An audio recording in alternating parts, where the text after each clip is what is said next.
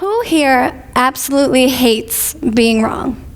Who in the audience can imagine that feeling in your gut when it hits you that you were dead wrong about something after every part of your being truly believed that you were right?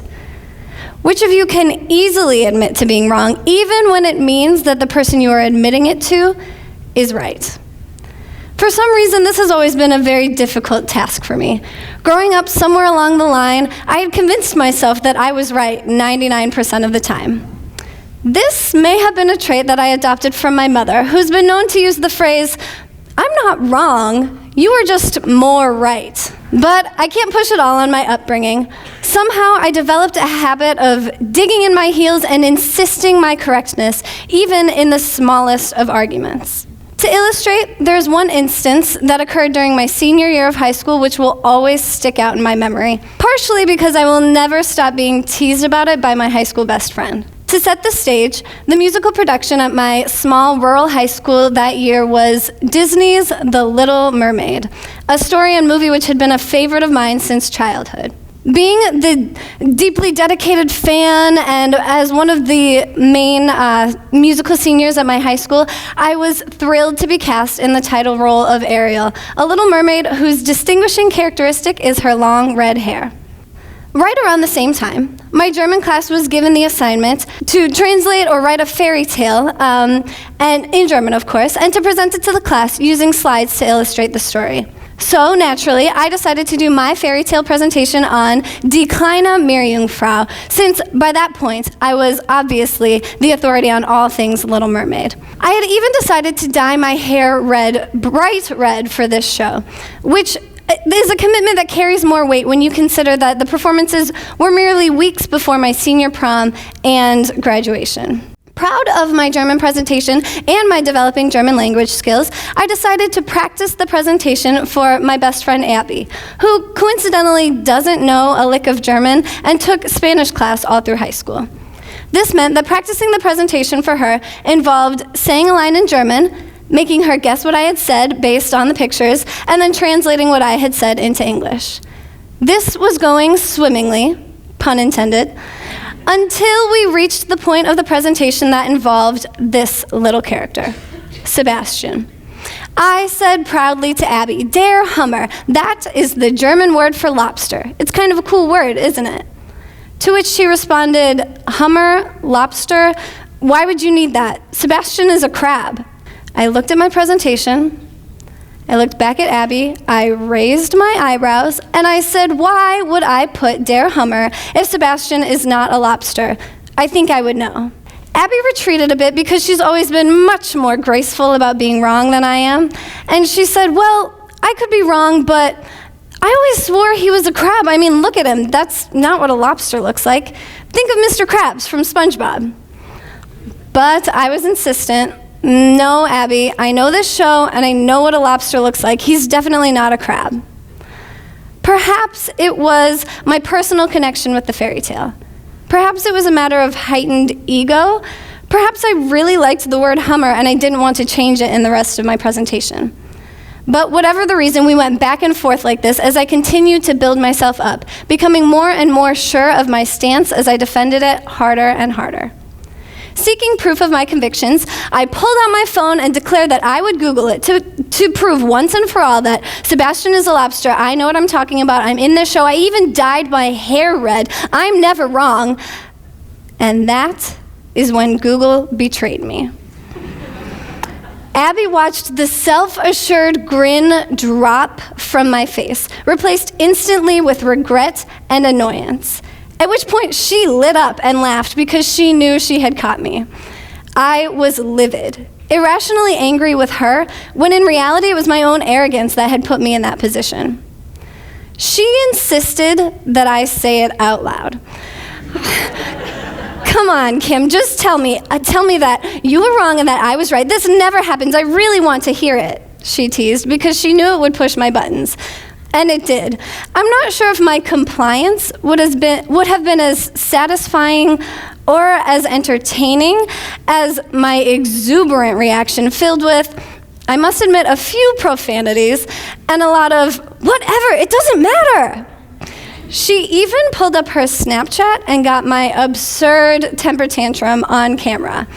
Her, Kim, just say you were wrong. Me, Abby, shut up, I'm not gonna say it doesn't matter. She laughed and I stormed out of the room, eventually cooling down and realizing that this is perhaps not as big of a deal as I had initially thought.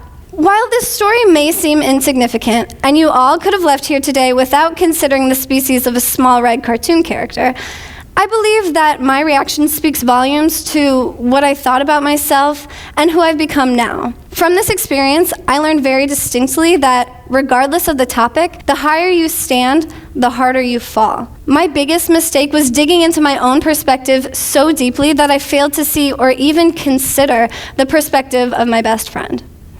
I know, depth is limited when considering one's perspective on a cartoon sea creature. But consider for a moment the broader implications of this fact.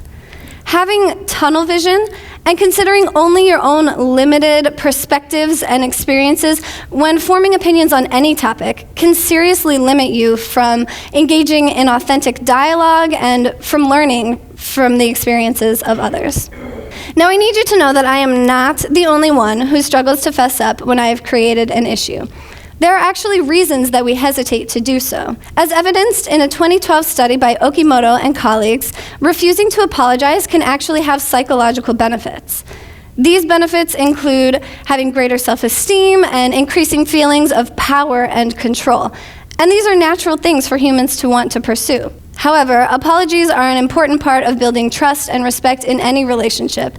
And a 2016 study by Lewicki et al. States that apologies are most effective when they include an acknowledgement of responsibility. In other words, a good apology means that you must admit what you said or what you did was wrong. Therefore, in order to have effective apologies, in order to build strong relationships, we must be willing to confront our own shortcomings. I've now attempted to do just that by adopting an ability to approach situations with an open-minded curiosity and a willingness to admit to my own faults. While I am definitely still not perfect, as many who are close to me could attest, I ask more questions now.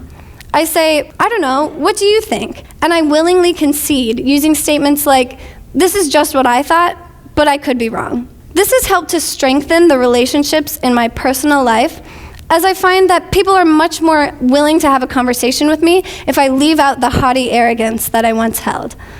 I gain more trust and respect from peers and friends and strangers when I willingly state I am wrong with the intention to move forward.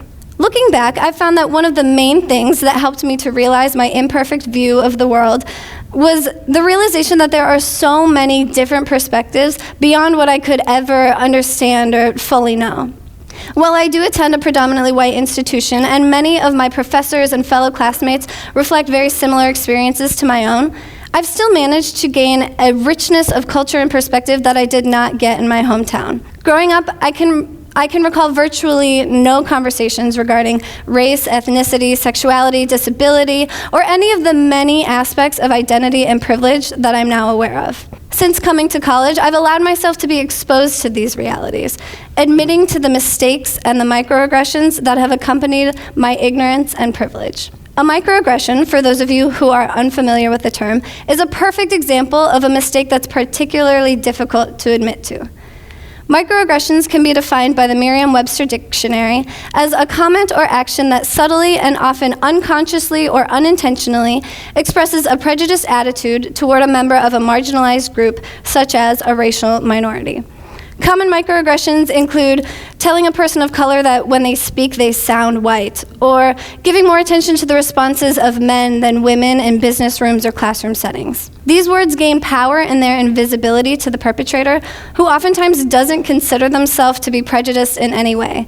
And that makes the microaggression particularly hard to point out and particularly hard to admit to. Well-meaning people are prone to defensive responses when they feel accused, but I have found that listening to and accepting these criticisms only allows me to enrich my understanding of varied perspectives and to become a better friend and a better ally. Those in leadership positions are perhaps the group of people that face the biggest challenge when it comes to admitting their faults. I would imagine that the majority of you can recall an experience in which a leader, whether it was a teacher, a politician, a coach, a boss, made a mistake and struggled to admit it.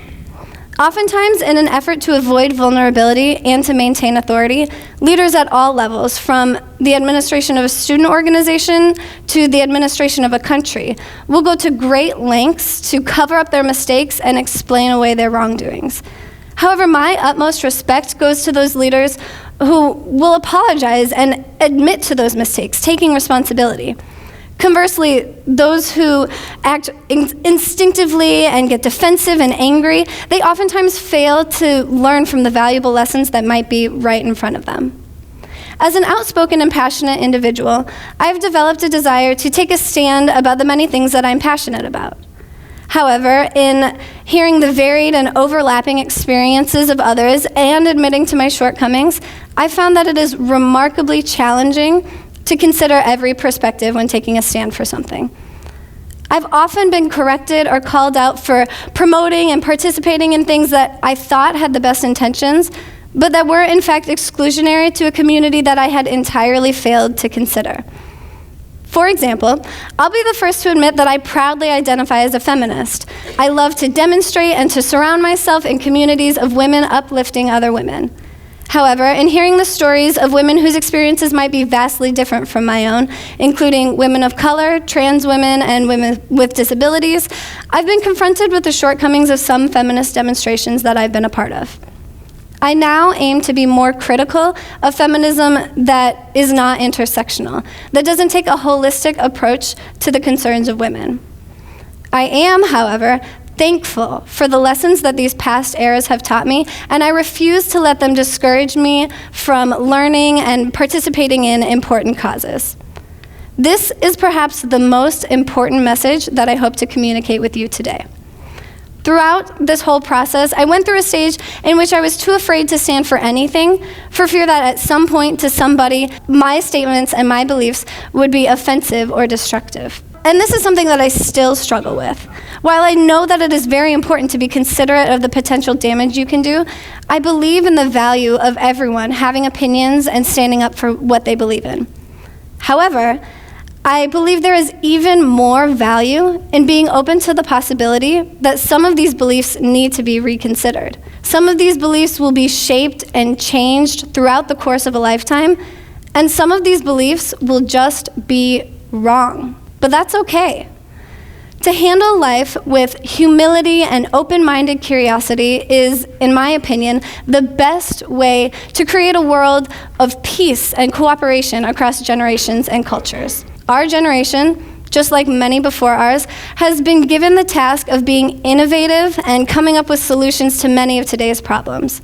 However, we cannot do this alone, and we cannot truly hear the ideas of others without being open to the possibility that some of our own might be wrong. Thank you.